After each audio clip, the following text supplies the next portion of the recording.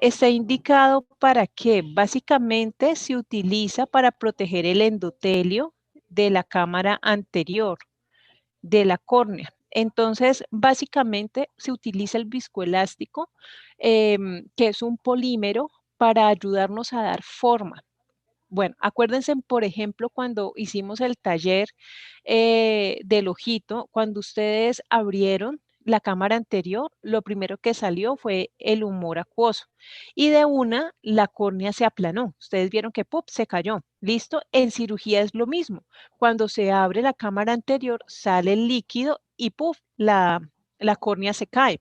Entonces, para poder reponer y para poder trabajar, entonces se utiliza el viscoelástico. Entonces, el viscoelástico básicamente lo que nos da es como, nos ayuda como a reponer las formas. ¿Listo? Entonces, tiene esas propiedades y básicamente una de las funciones de este viscoelástico es que cuando se introduzcan instrumentos, pues esos instrumentos no vayan a tocar el endotelio corneal, que es la última capa de la córnea, y ahí hay unas células que una vez mueren no se pueden regenerar.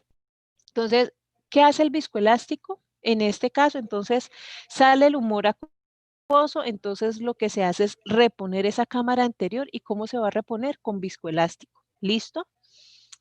Em, el viscoelástico resulta que es un polímero. Como es un polímero, el viscoelástico no se puede dejar en el ojo. Entonces, él nos ayuda, sí, a reponer mientras se hace la cirugía, pero una vez terminada la cirugía hay que retirar todo ese viscoelástico. ¿Por qué? Por ser un polímero, el ojito no lo puede absorber. Entonces, por eso Hani nos hablaba de algunas complicaciones como glaucoma. ¿Por qué? Porque si se deja el viscoelástico puede tapar la red trabecular porque es un polímero. Entonces, siempre, siempre una vez se utilice viscoelástico, luego hay que retirarlo. Hay que hacer un lavado para poder retirar todo el viscoelástico del ojito.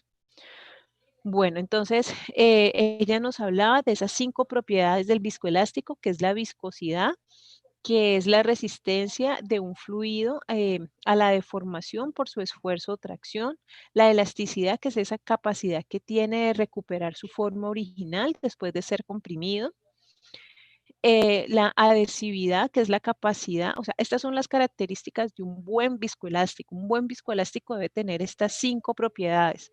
Adhesividad, que es la capacidad de adherirse a la superficie. La cohesividad, que es mediante la cual la materia se puede adherir dependiendo de su peso molecular. Y la pseudoplasticidad, que es la capacidad de pasar de alta viscosidad a baja viscosidad.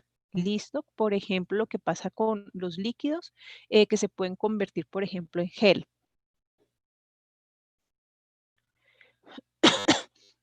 Entonces, un viscoelástico ideal, entonces debe de ser lo suficientemente viscoso para prevenir que se colapse la cámara anterior. ¿Qué quiere decir? Que mientras el cirujano esté trabajando en la cámara anterior, ese viscoelástico debe ser lo suficientemente poderoso para poder mantener la cámara anterior y que no se vaya a caer, como cuando hicimos el ejercicio y salió el líquido, el humor acuoso. Entonces, él debe ser lo suficientemente resistente para mantener siempre en forma la cámara anterior. Debe ser fácil de inyectar, debe de ser fácil también la retirada y pues es una solución que está estéril y que no se absorbe. Recuerden que siempre hay que retirar el viscoelástico.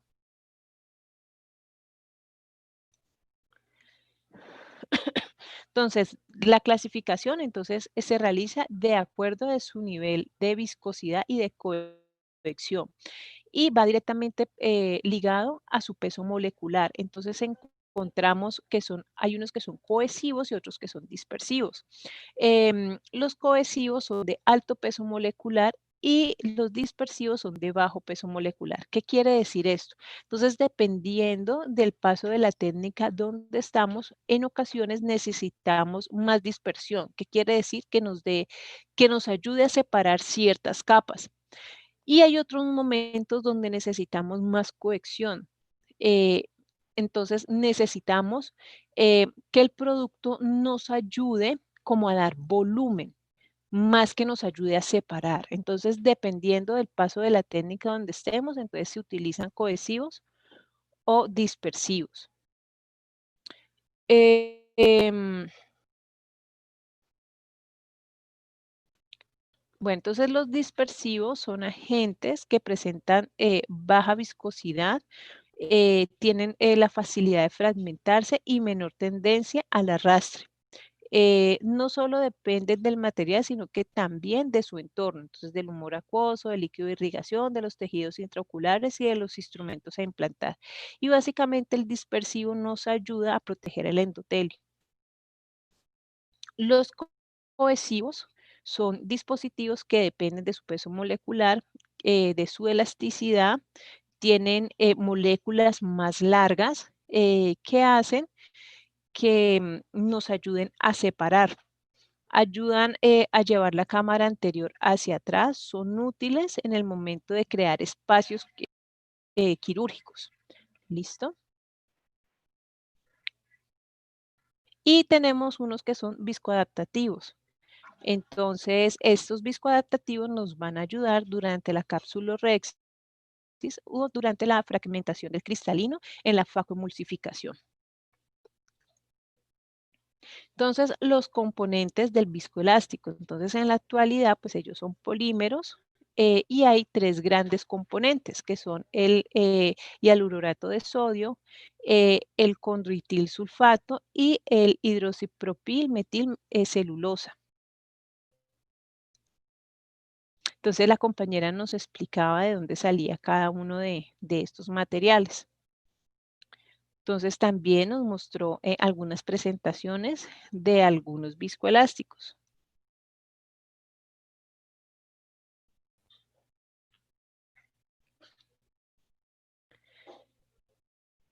Entonces, miren, por ejemplo, bueno, en nuestro medio, o sea, esto sería lo ideal.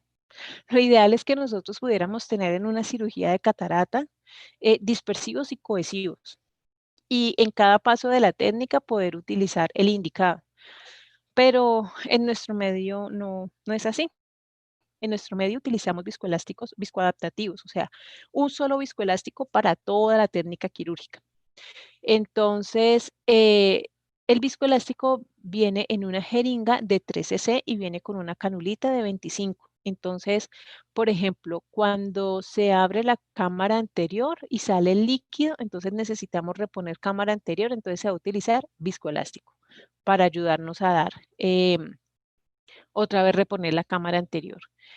Cuando se va a hacer la fragmentación del cristalino, se va a sacar el cristalino, se coloca viscoelástico para proteger el endotelio de la córnea. Cuando se va a inyectar el lente o se va a colocar el lente, se coloca viscoelástico también para proteger el endotelio de la córnea. Y finalmente, después de terminado todo el procedimiento, se lava el ojito y se saca todo el viscoelástico.